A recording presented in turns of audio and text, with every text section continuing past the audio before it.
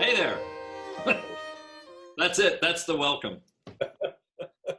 Welcome, everybody, to WCM's virtual season 2024 site, happening, of course, in our living rooms and not tonight at the Catskill Distilling Company, where we would normally be for our first big event of the summer, Music Talks, an evening with composer in residence Kurt Rohde.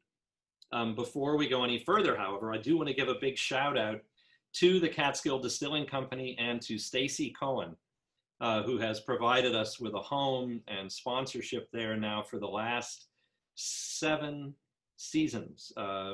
We started in 2013 with John Harbison and have been in the Cat every year since. It's always one of our best events, one of our most popular events, and Stacy, we miss you. And so the only thing I can do to fill the space is to have some Catskill Distilling Righteous Bourbon, or perhaps I will turn to the buckwheat whiskey, which in the States we can't call whiskey because it's technically not a grain, but in Europe it would be a whiskey. In any event, thanks so much to Stacy and to the Cat. We are with you in spirit. But with me today via Zoom is composer in residence Kurt Rohde. With any luck, we will all be together next summer, back in the Catskills, and Kurt will be with us in person. But for today, this is the best we can do. And so far, our connection is good, and so life is good, right? This is life via Zoom. It's a feature of our existence at this point that none of us anticipated, but we're making the best of it. So Kurt and I are going to chat, and we're going to hear a little bit of music, and we're going to set up a couple of the pieces that you can hear in subsequent streams throughout this summer's virtual festival, because a couple of our artists who are doing mini solo recitals are including Rohde in their programs. So the program has changed quite a lot from what we intended, obviously, but we've hewed pretty closely to the theme of the summer, and Kurt's music was a big part of that. So welcome, Kurt, and let me just say a little bit about Kurt before we get started. Fantastic, visionary composer. Kurt is the recipient of a Rome Prize, which means he spent a year in Rome writing music, the Berlin Prize, which is the one I really covet. He spent a year in Berlin doing the same thing. Awards from the Academy of Arts and Letters, commission grants from the Barlow Foundation, the Fromm Foundation, the Kusevitsky Foundation. He is involved in the artistic direction of a wonderful group on the West Coast called the Left Coast Chamber Ensemble, one of the great ensemble titles in contemporary music, and a professor at UC Davis, which is one of the premier music programs on the West Coast. As for Kurt's music, that's what we're going to talk about. So I won't get into that, but welcome. Thanks for doing this. Thanks so much for having me. Really. It's a blast. It's fun. We've been chatting for quite a while, actually. And it suddenly occurred to me that we should probably start the event. We should probably actually talk people. Talk music, yeah. So just to kick things off, and this is a very personal question for me in that it's something that I'm actually really fascinated by. Mm-hmm. When I think of your music, lots of adjectives come to mind, but the sound world, the specifics of the sound world, which are both strange and beautiful and wonderful, and at times kind of dizzying. And then at times also with a real sense of the sublime about it. That you get the sense that you've entered into an alternate reality that has these sort of wonderful properties. Those are things that I think a lot of us aspire to in our music. And some of us get closer to it than others, but you kind of seem to live there in your music in a way that I think is unique. Where did it come from? And that's a very general question. So is there a specific kind of archetype or life experience or experience of another art form that provided you with the model for the way you wanted to hear? Or was it just something you were born hearing and you just have been chasing, trying to make it happen? Oh, wow. That's a lot to unpack, as they say. It is, yes. Thank you very much for that. That's really very generous and very kind, what you just said. Let me just think about it. I mean, I'll start maybe from the back end of your query, which is, I was talking about this with a friend of mine who actually is a composer, which is unusual. I don't actually. Unusual. Well, it is unusual. I mean, we've gotten to know each other over a couple conversations now, and I am always struck by how few musicians I actually know, given that I'm in music. And a lot of it's very striking to me. I mean, a lot of musicians seem to know so many musicians. And I have realized in recent years that a lot of my creative friends are actually not musicians or just sort of my community. Most of them are writers and visual artists. Now, that doesn't necessarily mean that I think about my work in those with that vocabulary or in that way, but I think there's something about those two mediums, especially poetry, and in photography and painting, that I am very interested in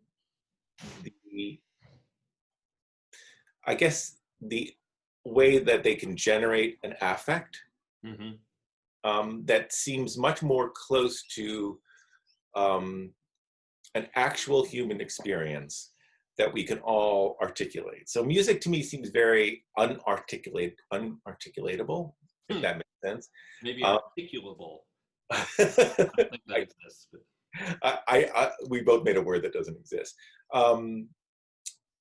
We can sort of define the reception of the experience of, when we hear a piece and how we experience it and what it does to us. But in terms of actual, being, there's no physical thing. I mean, the sound is physical, the way you generate is physical, but then it's gone. Right. And so something like a painting, I can get pulled into the painting in a very different way because it's fixed. It exists. Same thing with words.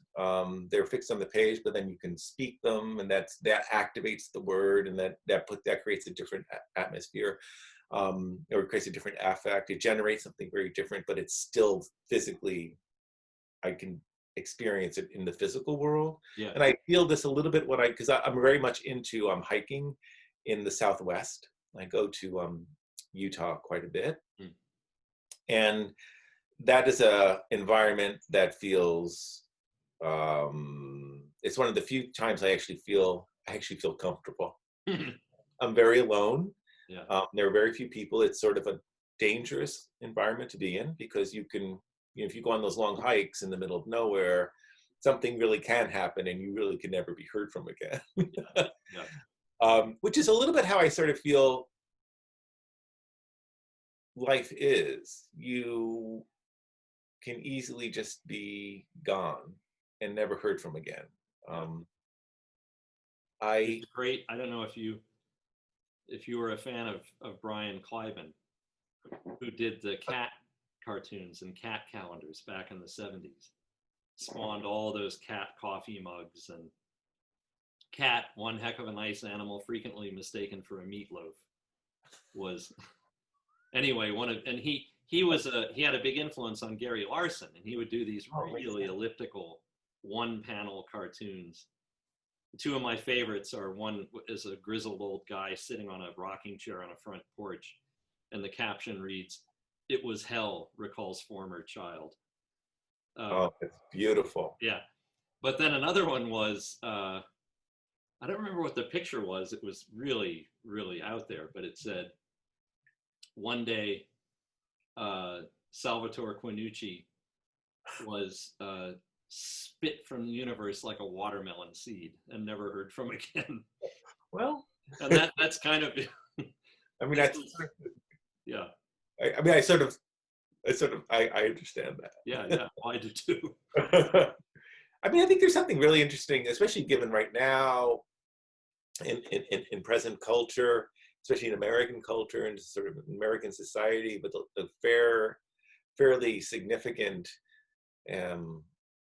social upheaval with Black Lives Matter, just sort of this reckoning with humans existing over the course of history and how they have been those relationships, the screwed up nature and the violent and destructive and erasing nature of those relationships. Yeah. Especially, I mean, if you were Black and still today, it's like you can be spit out into the universe and no one, it's like, I don't know. It's a very weird time to be thinking about these things because in a weird way, I sort of understand I don't understand the anger because I'm not Black, I'm white. So all the whiteness that I experience is, does not allow me to experience the Blackness. But I can understand the deep, I guess this is where the empathy comes in. It's sort of like understanding that, I don't want to be obliterated any longer. And it's like, yeah, I think I get that. I don't want to be obliterated. Absolutely. And I feel like art, social action, social justice, but I also feel like art does have a role to play in sort of fighting against our own obliteration. I mean, ultimately, it's all going to end. But in the time that you're able to be around, to do something, to make something that reminds you and hopefully others and gets them into a space that we are here now doing what we're doing and experiencing what we're experiencing. And we can do that together. And that alone allows for some type of connection, community, connectivity, and some type of action. I think it really makes us act, it makes us behave in a different way towards one another. We can actually be like good people. I'm speaking in very abstract terms, but I really think that art can actually make you feel, it can make you empathize with other people and thereby make you be a better person. Yeah. Just because of what you're receiving and how you receive it. It's like, oh, I was talking about this with someone yesterday, this philosopher, Elaine Scarry, who teaches at Harvard and wrote Beauty and Being Just. Mm-hmm. He talks about how when you're experiencing something beautiful or when you experience beauty, it invokes in you an urge to create. So I think that's really true. I think that everyone has that experience when they're like something really, it's like the sublime. It's like, it's so transformative and it makes you want to make. Yeah. What you make, that's open-ended. But I think that being just, being good, living a just life is actually an act of creativity as well. Yeah. On a visceral level, the sense I have of that is just how the ownership we take of art that we love. And when we're sharing something with someone, you got to hear this. The feeling I have anyway is that I made it. I want to share it because somehow in loving it and in experiencing it as something that's really powerful, I feel as if I've had a hand in making it, mm-hmm. which of course is daffy. I haven't at all. Right? I'm totally poaching it from Beethoven or Boulez or Miles Davis, whoever it is. But the experience of sharing it with someone and turning on to it together, it's kind of like when someone comes to your town and you're anxious to show this great new restaurant or this cool park. Yeah. I always laugh at myself because I'm like, I made this. This is my town. I'm responsible for everything you see. And of course, I just live here. That's all. But I think the experience does make us co-creators. Mm-hmm. Because, of course, when I hear the Ninth or when I hear Alabama of John Coltrane, mm-hmm. what I'm hearing is different than what you're hearing in the moment that you hear it. So so I'm totally with you on this. So to go a little bit more into the weeds then in terms of how your music works. Um, You notice that I didn't answer that part of the question. yeah, it's all right. I did that on purpose. I'll pin you down eventually. Well, no, but one thing that I love in your music is that the sense of pitch, the pitch, what in a more sort of heady time we would have called the pitch logic. Mm-hmm. But the sense of what pitch means in your music is very strong. It's very clear. It's not random, and it's not the result of sort of noodling, but it clearly reflects a worldview around what pitch means and its affective power, how it makes us feel. And so it's very specific. And yet once it's established, it then it bends itself out of its original manifestation into something often completely other, or at least the experience of it is that it's other, right? I'm thinking of your string quartet, Inside Voice, which we were going to perform and which will feature as part of the stream series. But so Inside Voice starts with these harmonies, which are very assertive, very clear, shimmery, and they have a kind of complexity to them, but it's a complexity that just amplifies their feeling tone. It doesn't render them indecipherable. And so it's a harmony that you can really get next to. It's very specific, and almost as soon as it's established, it starts to morph in ways that are both off-putting and kind of dazzling. And I hear that a lot in your music, that things that are established with a high degree of specificity immediately start to bend away from themselves and to become something else. And we spend a lot of time in this kind of neutral ground between harmonies that are really fixed and clear, and then the next arrival where the harmony has transformed.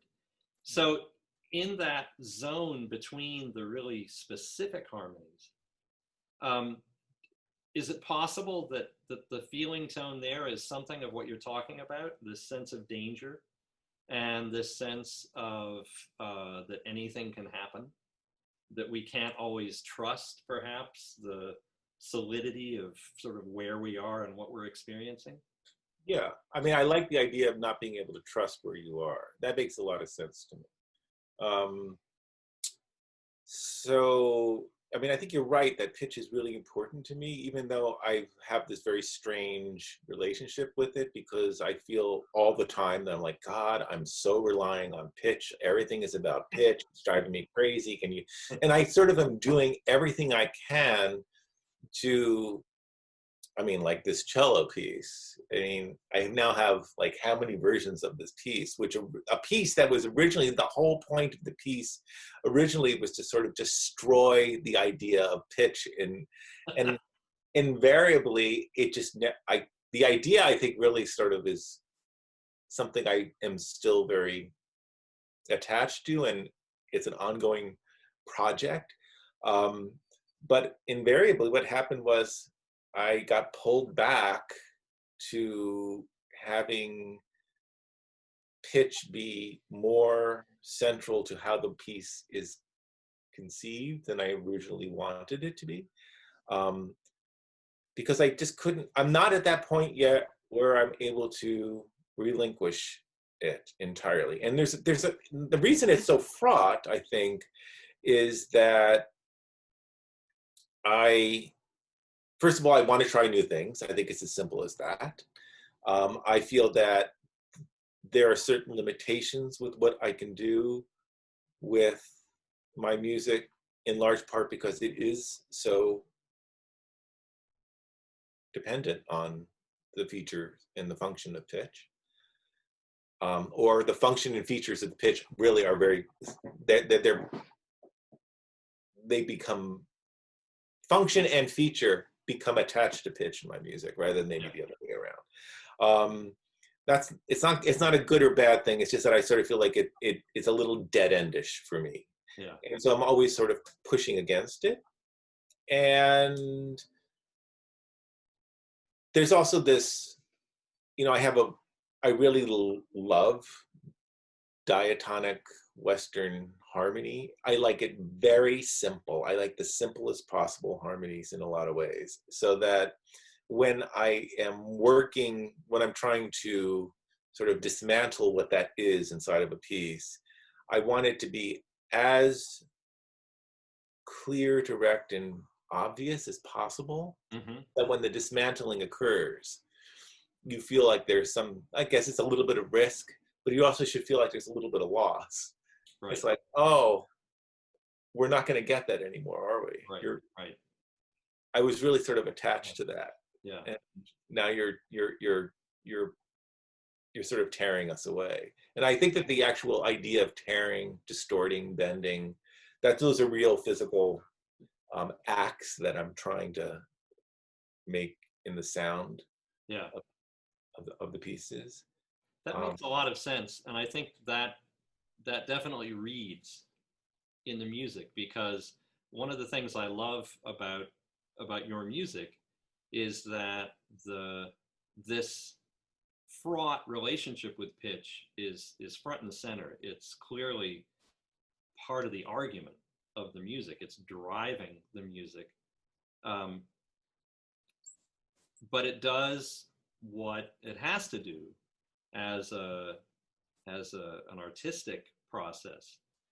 It both destroys the sense of pitch over time, but in a way that's completely integral to the piece that the pitch has initiated. In other words, what the hell does that mean? It means that it never feels like an add-on. And the destruction never comes as a kind of a violent attack on the surface of the music, which means it never sounds to me like a sound effect. It never sounds like an attitude. It never sounds like an attempt to tear the thing apart from the outside in. It rather feels to me as if the pitches that you start with contain the seeds of their own undoing. Yeah. The process happens from the inside out. I think that's which means for me, as I'm listening, that I trust and believe in the process all the way through the piece. I think that undoing is central to the design of almost every piece I do. It has to be undone. So, I mean, there's certain things that I find when I'm writing a piece that it strikes me no matter. So, like I said earlier, I'm always trying to, push to see how far I can go into something new. And, my whole relationship with pitch is that's one area. But the idea of line, and when I say line, I can even go as simple as to say something that sounds like a tune. Yeah. Just the idea of a melody and a singable melody, believe it or not. I sort of like singable melodies. Yeah. But I also like the idea that a singable melody, like coming up with a singable melody that no one would ever have sung. Yeah. And that it all of a sudden, it's like, it's not that it's unsingable, it's just that you would never sing that way. There's a difference. Unsingable almost implies that it's just not possible to do it for any number of reasons. But never singing it that way is like, why would you consider, how could you consider that would be something that could be sung? And I sort of like that idea of, because that's its own undoing. Yeah. And to connect with your description, I mean, that's its own type of undoing of an archetype of what like a melody is, of what a melody means, what singing means, what singing does. Yeah. The actual physical feeling of singing means it's not any one thing. It is a lot of different things. Yeah. And we often associate like singing as this one thing. And it's like, no, if you just sit down and sing four different types of tunes to yourself, in the corner of your room, that are from four different periods of your life, you would physically do them differently. And they would physically mean something to you differently. It just means something to you differently. It evokes a different period in your life, a different emotion, all the things that happen to you. Maybe not in sort of like this collective, like, you know, everything comes up to the surface in a clear way, but that's what it does. Yeah. I mean, it's really physically, oh, it's a fire engine. If that's too much, let me know. No, it's fine. I think it would fine. Yeah. The fire engine was like, stop singing that tune that no one thought of singing. I mean, that's sort of, I mean, I think that you know, I'm talking a lot about pitch, which is really integral to tunes, and then taking pitch away, or just, you know, sort of undoing the pitch when then undoing the tunes. And a lot of this, I think, connects to something else that's really central to what I do in a piece, or what I do in my music, which is I'm really obsessed with why we always talk about music as a memory tool, and what that means.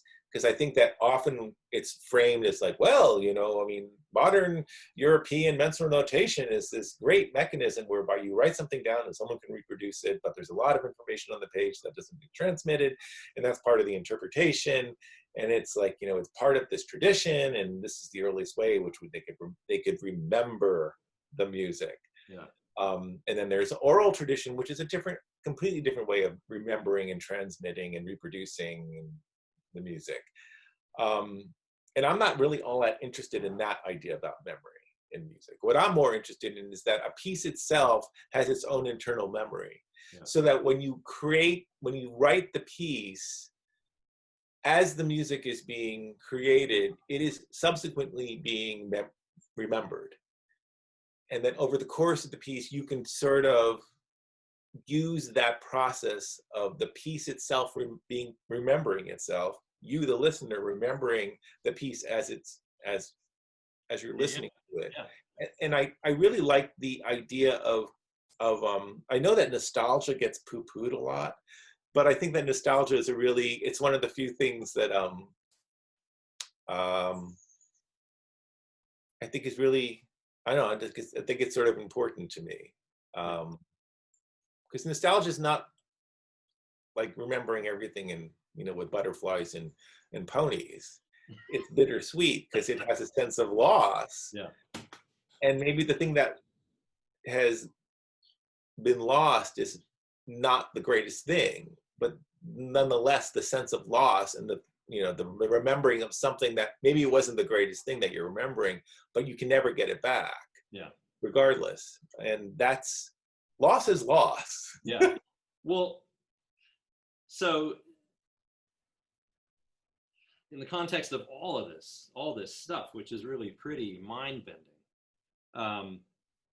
and, you know, talking as two composers who spend our time living in this kind of interstitial world in which these things have this really powerful emotional reality for us, but in terms of tangible, you know, everyday reality, they barely exist, and we can't even say exactly what form they exist in.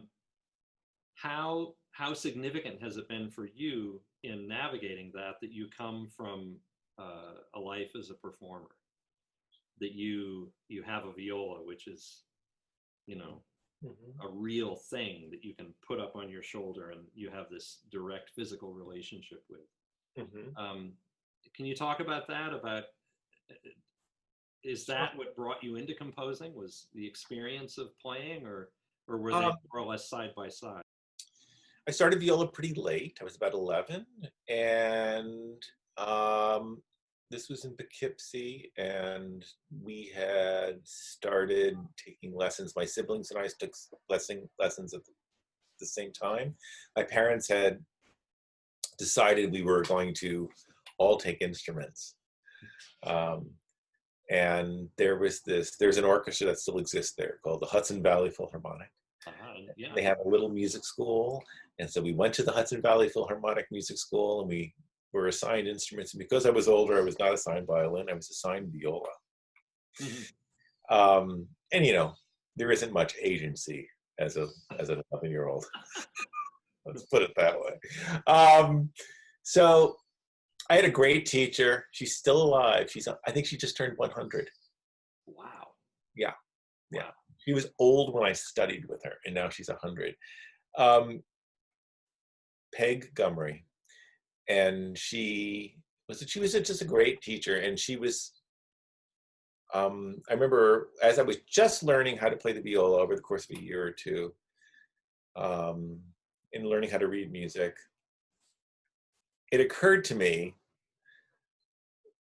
that the music itself that I was playing had been made by someone else. Right.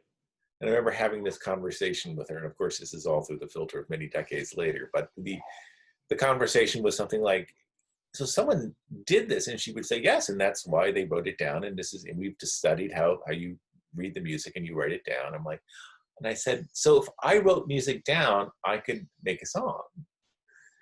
And she's like, yes, that's right. And we would call you a composer. Oh, wow. Yeah. And I was like, oh, well, I'm going to do that. Yeah. So I just started writing these songs, of which I still have the original unintelligible juvenilia, which is my father sent to me when he sold our family's home a couple of decades ago. And I got the box and I threw it away with all the stuff. I was like, whatever. And my husband pulled it out of the garbage. He's like, you should hold on to this. This is really interesting. Even if ultimately you throw it away, there's just something interesting about having this set of relics from your childhood. Because I don't keep stuff. I really don't collect stuff. And I do get rid of stuff, although this is an ongoing discussion in our household. But I don't hoard, and I do like to throw things away. And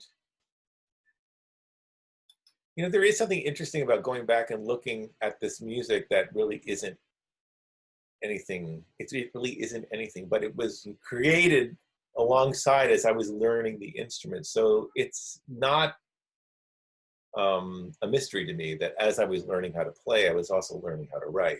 Yeah. Whatever learning how to write or compose really is. And I think that is reflected in just sort of my trajectory as a performer and as a composer, because there was a period when I stopped composing for a number of years. And that's when I really focused on just playing the viola and playing new music. I really was like, I'm going to be a new music violist. And it was great, and I got much better at playing the viola, but I was pretty unsatisfied.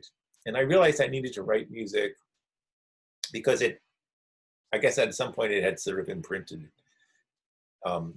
emotionally. Oh! It had imprinted emotionally in me as being, they were sort of symbiotic. Yeah. Yeah. And to talk about specific, influences, I mean, I remember having this conversation with Mindy Wagner, and she said something like, and I don't think she's all that wrong, but it was so funny to actually hear someone say it because it was so obvious. And she said something like, I mean, it's clear to me that you're a string player when I listen to your music. Even if it's not string music, your music sounds like you're tuning the viola.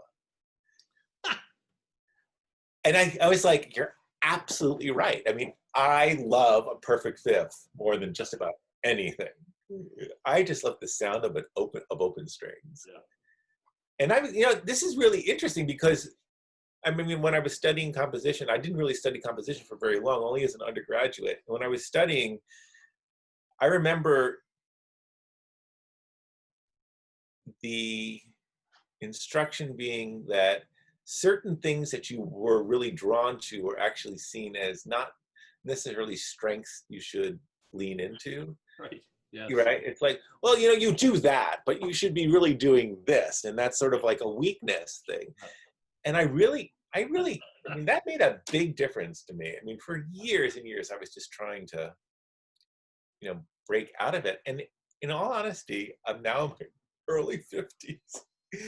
And it's not happening. Yeah. So as silly as and sort of obvious as Mindy's comment is, it's actually I think it's a really super astute observation. And she was like, yeah, I mean, that's what you do. Yeah. It's like, oh yeah, no one ever said to me, that's what you do. So just do what you do. It's like, doesn't mean you can't explore or push against it, but it doesn't mean you have to try to jettison No.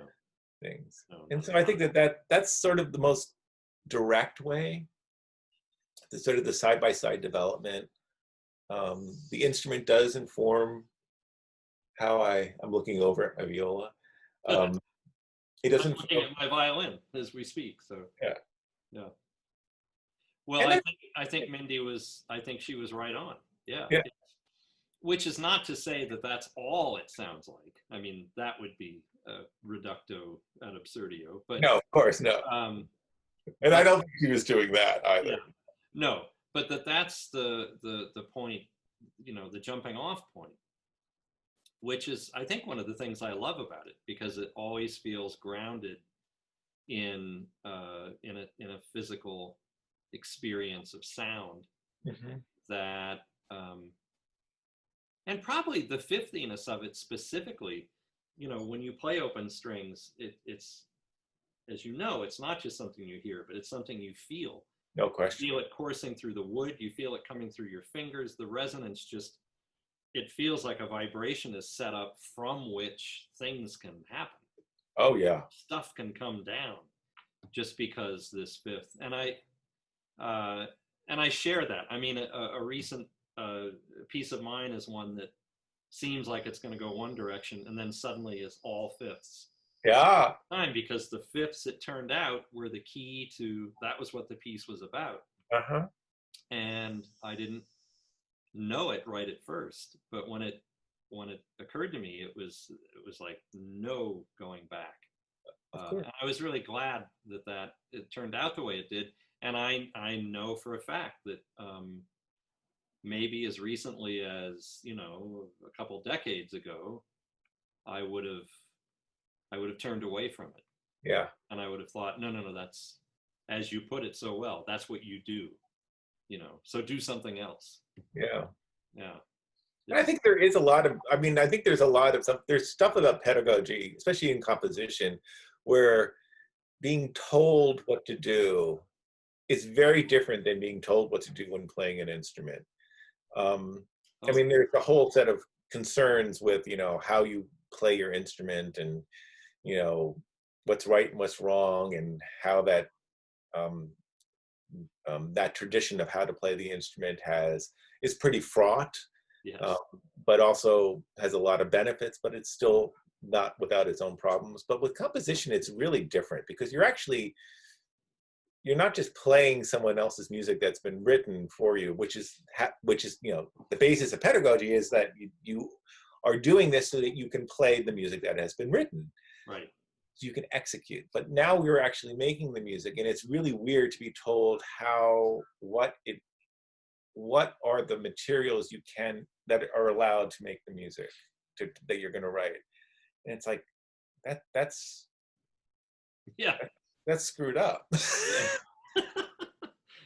That's really screwed up. Yeah, totally. There can be many tools. It doesn't have to be a limited set of tools. We're going to hear a piece. We're going to hear Carrie perform Credo, Petrified, which I'm excited about, because I just think this piece is awesome. Can you talk a little bit about what we're going to hear? And in particular, I think the title does beg a question or two. Oh, sure. It's a wonderfully sort of confrontational title. And I don't want to put any words in your mouth, but I could, because I could go on about this title at length, about all the things that it suggests to me, especially as a lapsed Catholic. So what's the deal? Well, the petrified part does impact the word credo, which is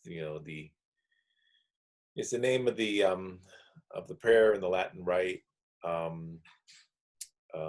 I believe in one God. I'm not Catholic, so but I do like the I do like Latin. I do like the different parts of the mass.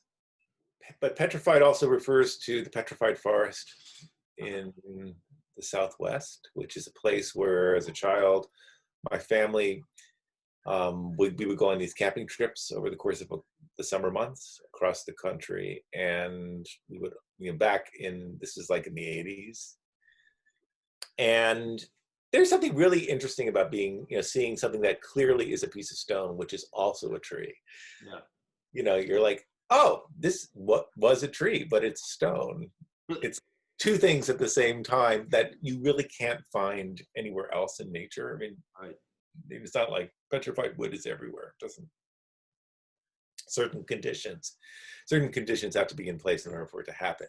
And also just something about just the actual setting in that part of the Southwest, which is, really flat, really dry. In the summer, quite warm, but also really kind of uninhabited, even though there are people and there are animals, but there's something about it where it feels like, I know there are other people here, and it's empty, but you also know that it's not empty at the same time. And that's sort of a little bit like the petrified wood, which is like, it's stone, but at the same time, it was wood. So it's like, it's two things at the same time that seem sort of contradictory or in tension with one another. And I think that the credo is an interesting text, because it begins with a statement that says, I believe, which implies that you actually definitely believe what's about to come. And of course, in my credo, it just says, I believe in, and then it doesn't answer the question. It's just like, well, I'm not sure what I believe in. Yeah. And the piece itself is sort of unwinding as the piece goes along, so that it gets slower or more petrified. It gets more fixed in place as the piece goes on until the very end, which has my version of a credo. I'm very interested in by early polyphony. I really like that late medieval, two-part organum. Yeah. I just love that stuff. Maybe even like just damn medieval. I just like this the way that the lines work. I like the fact that it's like perfect fourths and perfect fifths, which somehow become problematic. Like only a couple of centuries later, they become problematic. But there's something about that music which, because of the interval and the way that the voices move and the way that the line moves, which it sounds very, I mean, it's not a big mystery why that sounds very modern, especially considered in the last 30 years with something like spectralism, where that really sounds like spectral music a lot of times. Yeah. And I just like the way it just generates more sound with less stuff. Yeah. So the piece is sort of an unwinding and a gradual freezing in place of this two-part line that I create, which only happens at the very end of the piece. And I actually write in the score where the actual credo is, and it just says credo. And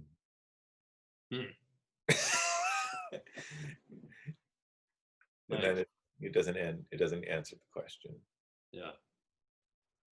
It could, again, not only do I not want to put words in your mouth, I don't want to put fixed ideas in the mind of the audience, other than to say the title may stop at credo, but the experience of the piece is one in which I feel constantly challenged to consider what that means.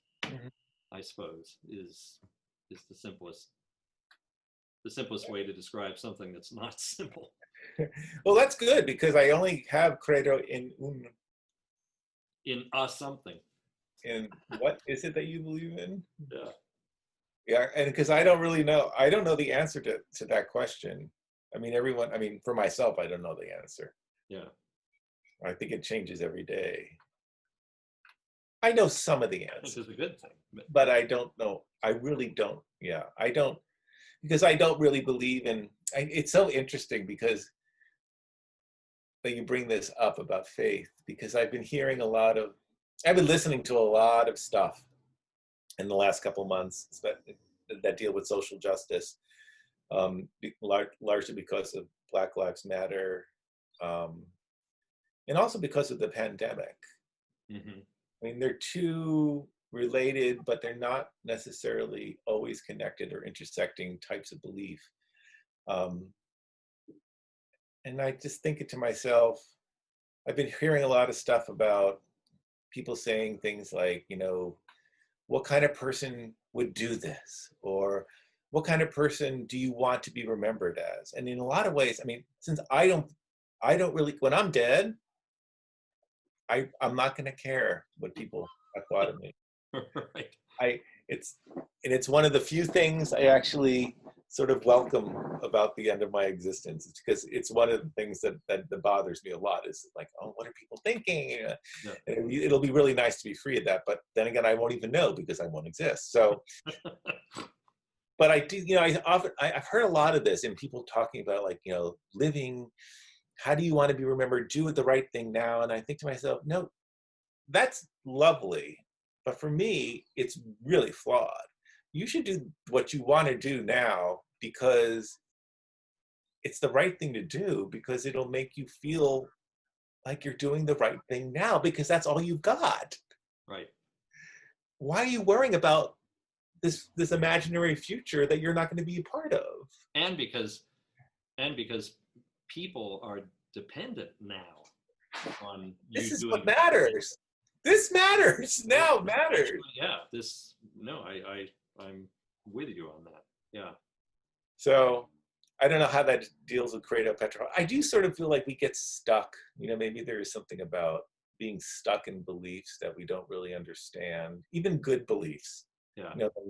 Ethical behavior that we don't really understand why we believe it's ethical. Yeah. Yeah. How would I play the last 2 pages? So from like 100 to the end, is that sort of what you had in mind there? Oh yeah, sure. Yeah. I have some other sort of little questions and things. Yeah, you should just go and ask away, because God, I don't know. So for instance, where we're just starting here, I did want to make sure that, so I finished the last phrase, poco sul pont. Mm-hmm. And then, so you have a non-vid marking here. Am I ordinario or am I poco sul pont? I think you are still poco sul pont. Okay, good. That's what I was doing, and I was really enjoying. I mean, I just love, Kurt. You can tell so clearly that you really understand how all the overtones and the sound work, because it's fun, with being even poco sul pont there. I can already hear the B, right? But then you add it, so it's really it's fun. Okay, so how about I play from there, and then Okay, great. Thank you very much.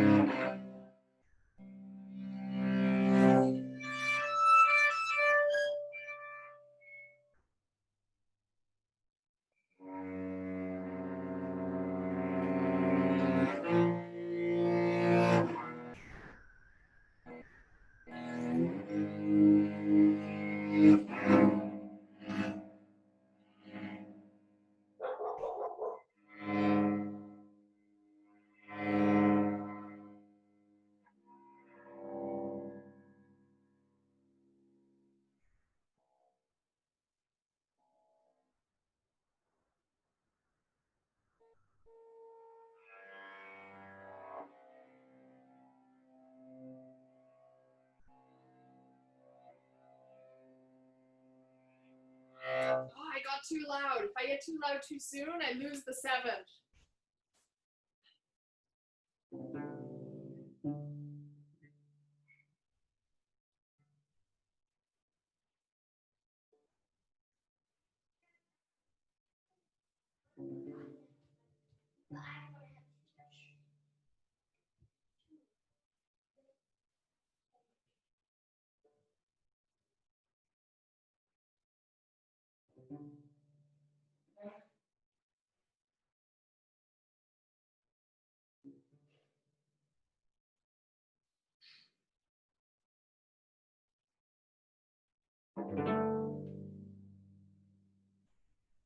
Oh, I don't know if you can hear that 5th. That's great. Thank you. It sounds super.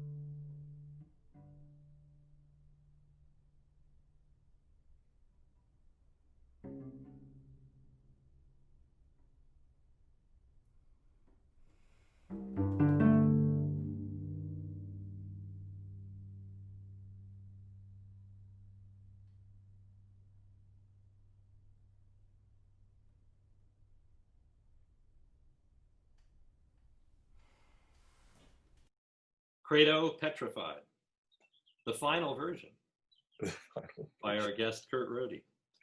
No more revisions. No more revisions. WCM co-director Caroline Stinson, whom you'll hear again this coming weekend, and then again at the end of the month. So keep checking the streaming schedule. Yeah, it's just a fantastic piece. You know, and I have to say, whatever the un is, right? Whatever it is that the piece believes in, Mm-hmm. it's not an ironic or flippant kind of postmodern statement in which, you know, you can fill in the blank and say, I believe in poodles. No. Or I believe in Captain Crunch. There's something else going on there. The piece has, even if we don't know exactly what it is, the piece has something on its mind that's more consequential than that. And I love that about it. Thank you. So thank you for that. What are you writing at the moment, and Oh, how what am I when writing? do you think will be done? I don't know when anything will be done. I'm writing sort of off and on a quartet and a double bass piece and a solo piano piece. These are all just pieces I just wanted to write. I just decided I was going to write because everything else is the one, I don't care. It's just like everything else may or may never happen. Yeah. And if they happen, that's great. If they don't happen, that's great. Yeah. But I think that's, that's about it. I mean, I finished this really long, super conventional set of songs about a year ago, a little over a year ago, that was such a strange and really odd side project that it's sort of an anomaly in what I did. And it's really something that's really made me think more about what I want to do in the work moving forward, because a lot of the pieces I'm working on right now are really, they're all about the idea of like it's like what I said earlier about these songs that would never sing, and I'm just sort of trying to imagine melodies, actually songs, actually calling them like songs that you would never sing. Yeah. Cool. Or things that had never been written, folk songs that have never been written, or right. But really weird. Yeah. I think doing that makes me feel, I feel like the most connected to that part of the process and the creative stuff that I'm doing. How about you? Oh, yeah, I mean, similar. Everything is kind of on hold. So after a big flurry of activity, now there are 3 pieces sort of stacked, circling the airport waiting to land, all sort of in suspended animation. Yeah. I mean, I think this is this has the potential of being a fantastic existential reset. That's for sure. Boy, that's a great one, and another great piece title. Existential reset. That's right. So let me know if you're going to use that, because if not, no, I'm not. I'm on that like an over. Keep that one. That's yours for free. Thank you. Oh yeah, right. Well, Kurt Rohde, this has just been a blast. I can't wait till we can have you at the festival. I can't wait either. I can't wait till we can actually have a festival. And there's so much more to talk about. I've seen your music described in a lot of different ways that I get it when I read the descriptions. I'm like, yeah, that makes sense. One word that I haven't seen much in print, but that I associate with your music is joyful. And I'm really looking forward to being able to do, for example, the 4 remixes. Oh yeah. Piano trio. And so I encourage people to chase that piece down. And I guarantee you that the Rocket Man movement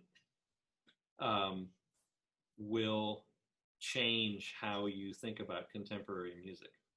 And I hear that movement and I feel joy. Yeah. Right. So if I were getting rid of music in my house, I would keep that movement because it gives me joy. Glad. Thank you. So that's something else that would be fun to talk about, when we do this again. Yeah. Joy is joy is great. And in short supply. And in short supply, but still, you can still get it, I hear. Yeah. So to be continued. Super. Thank you, Andrew. Thank you, Carrie, for playing. Take care. We'll talk soon. Okay.